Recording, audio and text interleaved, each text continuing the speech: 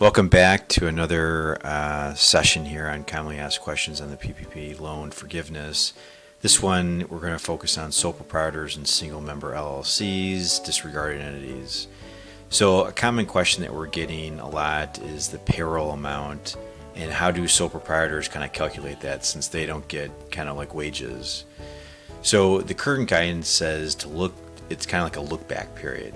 So what you want to do is you want to go back to your 2019 tax return, which is on your personal tax return, Schedule C, line 31, and I'll show you what that is going to look like. And based on that amount, you're going to take eight weeks divided by 52, multiply it by that amount, and that's what you're allowed to. That's kind of like your owner's payroll during this 8 weeks.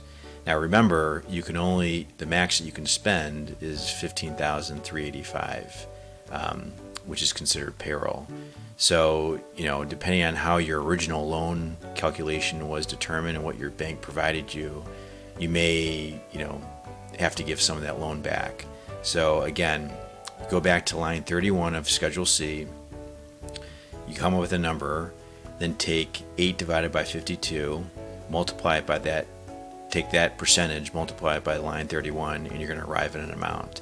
And that's what your payroll is going to be for the 8 weeks, and that's what you have to pay yourself. And then remember, though, that payroll amount cannot exceed $15,385. Another question is self-employed health insurance premiums and estimated tax payments. Can those be added to this $15,385 amount? Current guidance says no. Now, as I've stated to my clients, if you know me, I'm saying this whole thing has been very fluid, changes every day. So if this does change, we'll post a video kind of updating this. But as of now, self-employed, which you'll fall under the sole proprietor, single member LLC, health insurance premiums and estimated state payments are not included in this calculation. So as of now, it's just this. So let's look at an example here. Here's a profit and loss. And by the way, if you know me, I'm a movie fan, and this is probably top 5 favorite movies of all times. So here's Ferris. This is what he earned in 2019 in terms of revenue. He's got some expenses and his net income.